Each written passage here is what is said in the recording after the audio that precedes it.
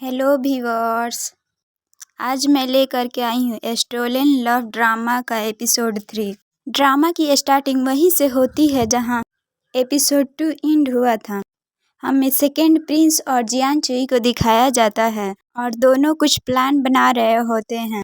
Scene shift होता है और हमें फॉरेस्ट दिखाया जाता है जिसमें जियान चुई और कुछ सोल्जर्स के बीच में फाइट हो रहा होता है, जिसमें जियान चुई फाइट जीत जाता है।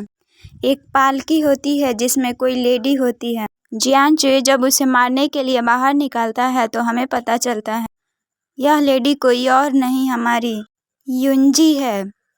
जियान चुई युंजी के नेक पर नाइफ रख लेता है, तभी उसे समझ में आता है यह युंजी है। जियान चुई युंजी से बोलता है, तुम यहाँ पे क्या कर रही हो? यहाँ तो ग्रैंड लेडी को होना चाहिए।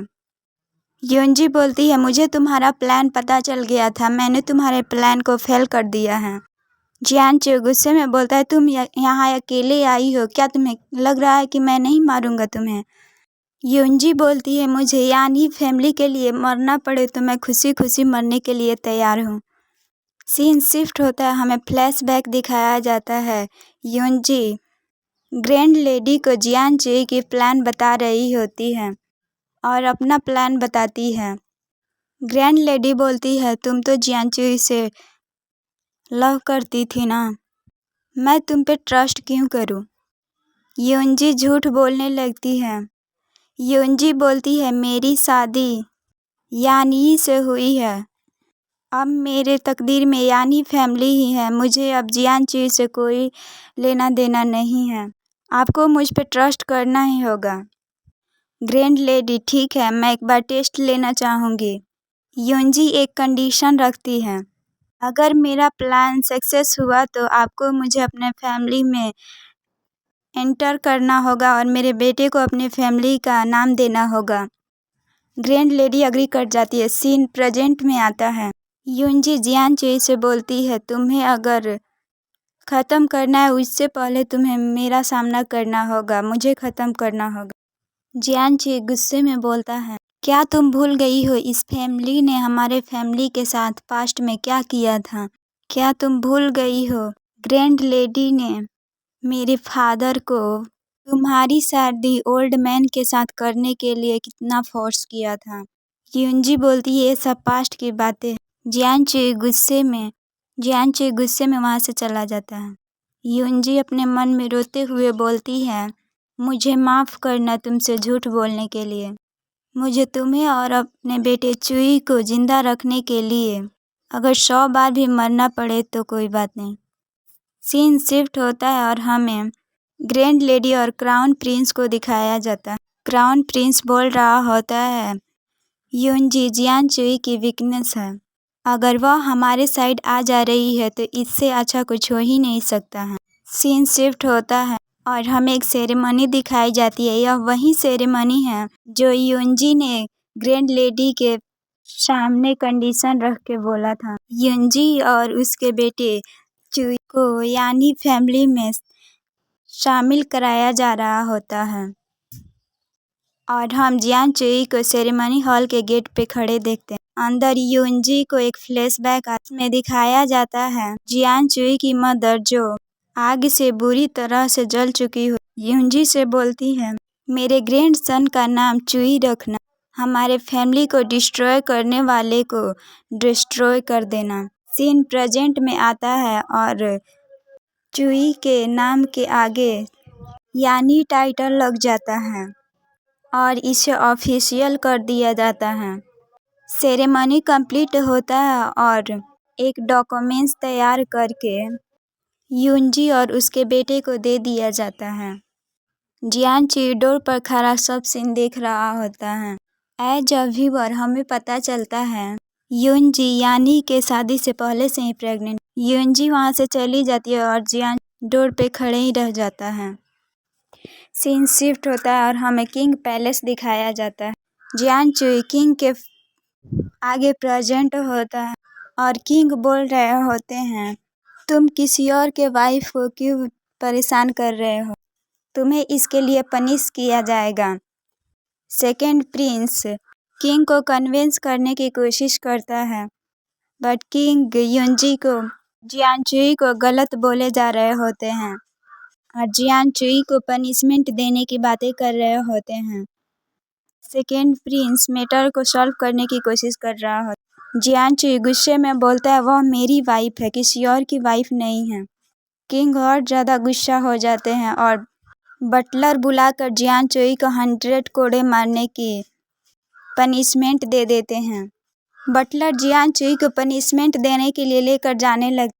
अगले सीन में हमें दिखाया जाता है बटलर जियान चुई को लेटाकर और कोड़े मार रहा होता है और कोड़े पे कोड़े मारे जा रहा होता है। सीन शिफ्ट होता है और हमें युनजी को दिखाया जाता है जिसे सर्वेंट के कन्वर्सेशन से पता चलता है जियान चुई को पनिशमेंट दिया गया है। सारे सर्वेंट इधर उधर भाग रहे होते हैं, कुछ मेडिसिन के तलाश में और कुछ वैद्य के तलाश में। युनजी सबसे छिपते छिपाते जियान चुई के पास जाती है और हमें जियान चुई को लेटे हुए दिखाया जाता है। युनजी दरवाज़ा लॉक करती है और जियान चुई के पास चली जाती है। जियान चुई को दिखाया जाता है जिसका हाल बहुत ज़्यादा बुरा होता है, उसके बैक पे बहुत सारे घाव दिखाई देते हैं। युनजी जियान चुई के इस कंडीशन को देख के बहुत ज़्यादा रोने लगती है और जियान चुई बेहोश होता है। बेहोशी के हालत में बस यही बोले जा रहा था, योर मैजेस्टी उसे मुझे वापस दे दीजिए, योर मैजेस्टी उसे मुझे वापस दे दीजिए। युनजी जियान चुई के पास बैठती है और उसे ठंडे पानी की पट्टियाँ देने लगती है। उसके हेड को अपने लैप पे रखती है और इसके ऐसी कंडीशन के लिए खुद को कोस रही होती है और फिर एक लोरी गाकर सुनाने लगती है, जिस लोरी को सुनकर जियान चुई अच्छी नींद में सो जाता है।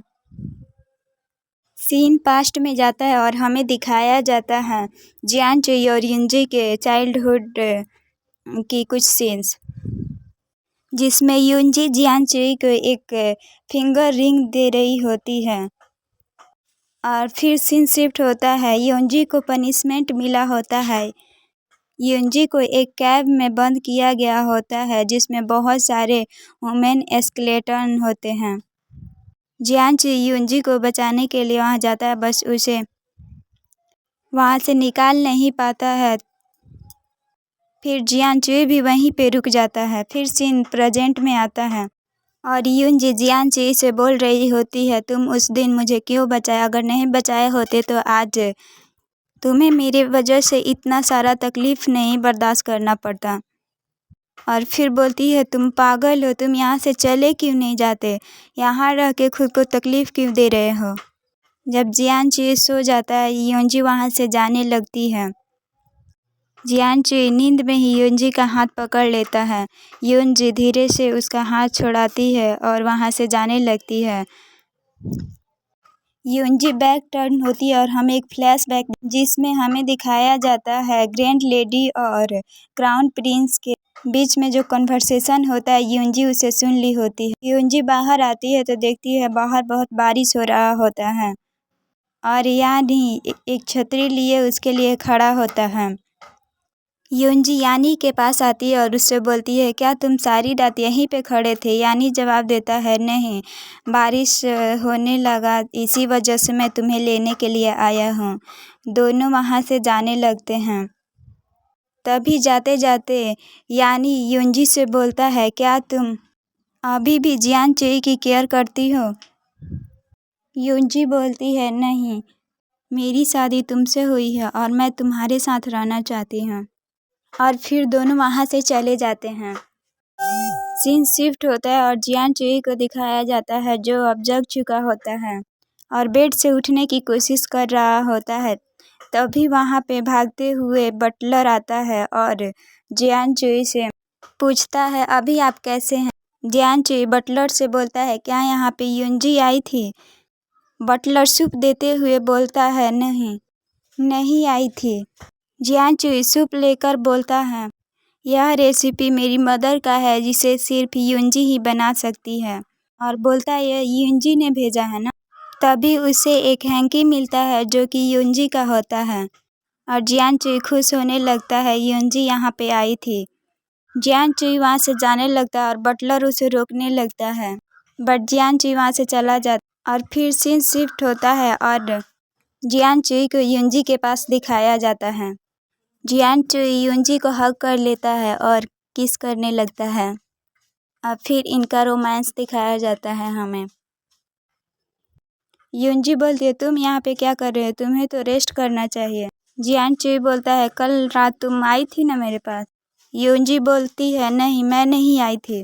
जियान चुई हैंकी दिखाता, फिर युनजी बोलती है, हाँ तुम्हारा कजन तुम्हारा केयर करता है इसीलिए मुझे आना पड़ा, यानी चाहता था तुम जल्दी हील हो जाओ। जियान चुई बोलता है, फिर सूप।